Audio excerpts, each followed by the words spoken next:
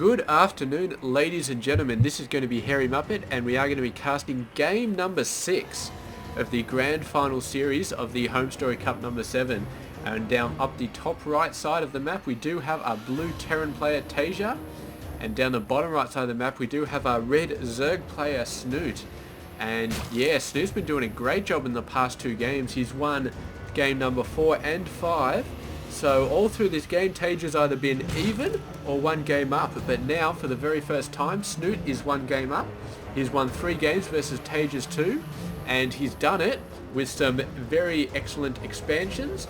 And also with some very excellent mutiling play. The last game, the banelings were just going all over the place, killing workers, killing marines.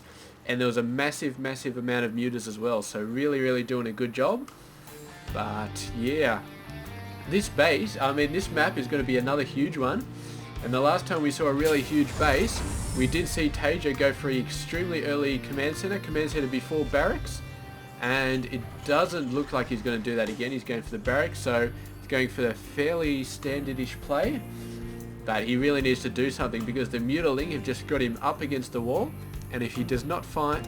he's done well against them with a very strong marine tank. But the last game, his tanks weren't really that strong. In fact, he didn't really get that many tanks. It was mainly just trying to fight the mutiling with the marines. And I think that was mainly because Snute just had so many mutas, and he didn't really start pushing out the lings until mid to late game, until things started to get really hairy. And by then, TaeJa was not really in a good position to start producing tanks.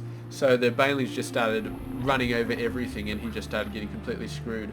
But hopefully he gets tanks a little bit earlier in this game, and yeah, we will see if Snute continues to do the mutiling. He does mutiling once again. I think TaeJa will have it covered. I think he'll get in there. I think he'll get the tanks and the marines, and I think he should do fine. But yeah, the question is, will Snute go mutiling? Maybe he'll mix it up, go for like Roach Hydra or something like that, just to completely throw TaeJa off, because last 2 games have been mutiling, and TaeJa is in the mutiling mindset right now. So if he goes for Roach Hydra, he might completely throw TaeJa off, win this game, and take it out with a 4-2 win in this best of 7 series. But of course, even if he does go Roach Hydra, we can never completely count TaeJa out of this game. He could just bump back with a ton of marauders and tanks and what else, and he could still do some pretty awesome stuff. So yeah, we will see exactly how this game goes when we get to the point where this game starts going, which is not quite yet. He's actually just building marines straight out here, so he's not going for any Reaper sort of harass.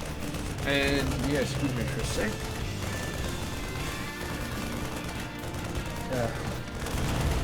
Very nice drink. It's it's quite a pain in the ass actually casting. I've been casting all of these on the one day, and yeah, I actually took a nap after the 5th game because I was starting to get a little bit tired. But I'm a bit better, and we're just going to finish off this game, and yeah, the next game if it exists. So yeah, good stuff here. And what the hell is this guy doing? Just going for a scout.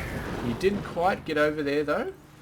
He didn't see the spawning pool, so yeah, there could be a roach warren back there, there could be a baneling nest. He does not know, and I don't think he's going to actually use a scan to find that out, because yeah, the scans generally just because you never know when the Zerg is going to be building stuff, and you'd have to scan like every minute pretty much to get a good sort of thing going on. But yeah, it's a bit wasted there.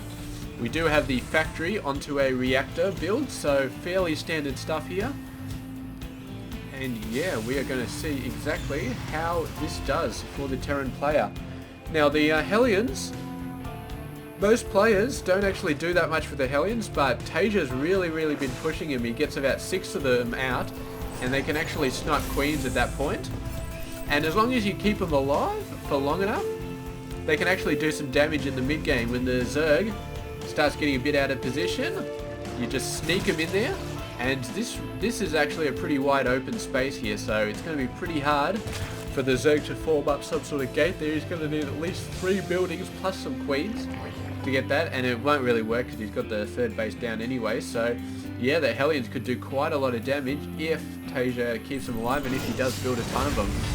You can see he's going for a total gate there. And it'd be nice if there was some high ground over here which had a nice safe third base, but that would be a little bit too OP, I think.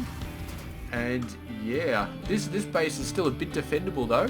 I mean, as long as his rocks don't go down, you've just got a single ramp here. And then a single area over here which you have to worry about. Now what have we got going on? Just 2 Hellions coming out. 2 more being built as we speak. So yeah, definitely looks like a good old Hellion harasser is going to go down for our Terran player. Meanwhile, the Zerg player getting out a Roach Warren, so that's exactly what he needs to deal with these Hellions.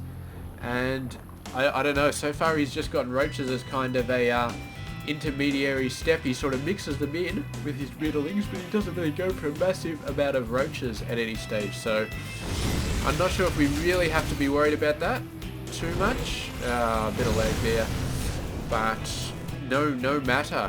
A ton of Roaches actually coming out. We do have a Nidus Canal on the way.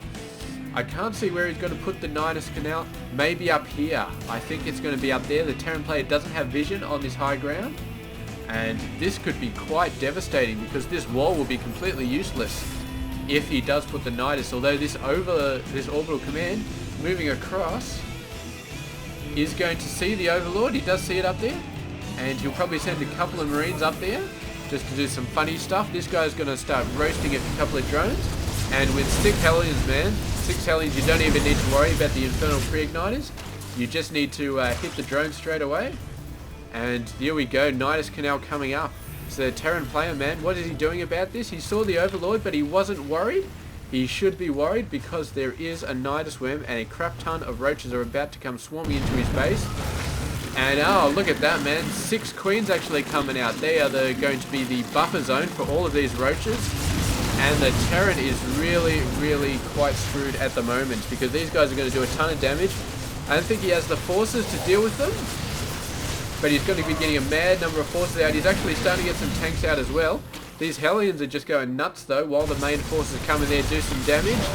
And here comes the tank. If he can keep the tank up and do some nice siege hits, he's going to be fine. As I say that, the tank just gets taken out, so not very good. He needs to get another tank on the high ground up here. And meanwhile, these Hellions are just going nuts, man. The Zerg's finally taking care of them, but they took out so many drones. And meanwhile, this massive amount of Marines finally getting out, finally pushing the Roaches away. Managed to save the majority of the workers there. And he's actually putting a Nidus Canal down on the bottom side. So yeah, this one's going out and this one's coming back up, and the third base is going to be in a lot of trouble in just a few seconds. But he's already got forces out the front, so he should be able to just push out. These SCVs moving over to the third base are going to see it. And here come the forces, but even more Roaches coming out. I think the Terran might be okay here though. Marines are quite deadly, and they do have 1-0 upgrades, whereas the Roaches don't have any upgrades at all. So yeah, I think they should be fine. The Nidus Worm just goes down really fast. And the Roaches are getting taken out left, right and centre. So really nice push with all of these Marines to take out the Roach forces. He's going to go right down to the wire, but I mean with reinforcements right around the bend, I think the Terran player should be fine. And he sees these guys have got nothing left, so he's got to put down another Nidus Worm. And the Terran player does see it. He's going to run some Marines over there, but they're going to be a little bit... just get it. Just at the very last second, they take it out. Another Nidus Worm coming down, so it is a Nidus invasion. We've got some SCVs attacking this one. They don't have a ton of health for a building. So yeah, great job there, and not quite going to get anything out. And I think this is going to be the end of the Nidus offensive from our Zerg player Snute. He gave it a good try, and he's actually got a 4th base up while he was doing all that craziness. So good on him for taking that initiative to get the 4th base while he was doing that very crazy Nidus Worm stuff.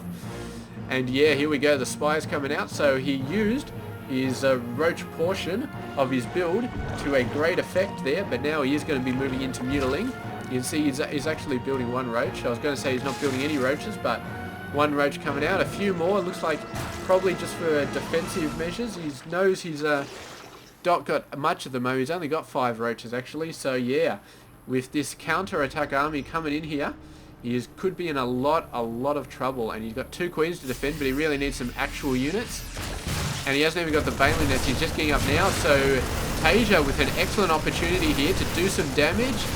Snute isn't really in a good position to resist him, but with the roaches coming out and with the drones attacking, he is going to be able to do quite a bit, and they're just going to zoom on in to the natural. Well, actually, this is the main. They're in the natural, and they're going to be attacking a whole bunch of stuff, and if they can snipe the Spire, that will be huge, because that damn thing takes so long to come out. So there we go, sniping the Spire, then they're just going to get out of there, and maybe move over to the 4th base, and that would be a great finish. But here, moving some forces out, got a siege tank up there, so great job.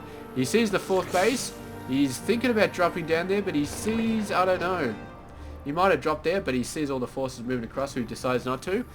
And yeah, look at that, man. Snute got out a few mutas, but he did lose that building. He did lose the Spire. So these few mutas are the only ones that he is going to be able to use for the next few minutes. And how many mutas are there? Yeah, just 4. And these forces in the middle are going to be more than enough to take care of the mutas. You can see 2 of them just dying really, really fast. And TaeJa, man, he's got the tanks out.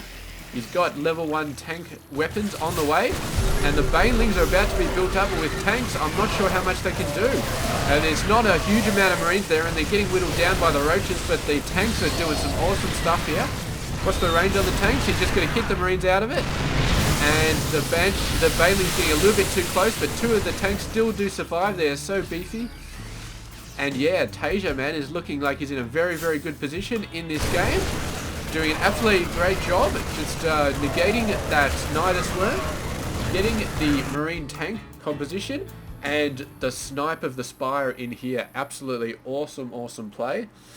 And you can see the Zerg player is not lacking on gas at the moment. He was expecting to build a ton more mutas, and he just didn't get the chance because his Spire got sniped, and that was just one of the things which led to Snute losing this game. And TaeJa pushing back from a 2-game losing streak. He has won game number 6, and good on him. He is going to be going down to an ace match in this best of 7 series. So 6 games in, and still neither player is on top, and we're going to have to go to a second game. So thank you very much for watching. I'll catch you guys in game number 7. This has been Hairy Muppet.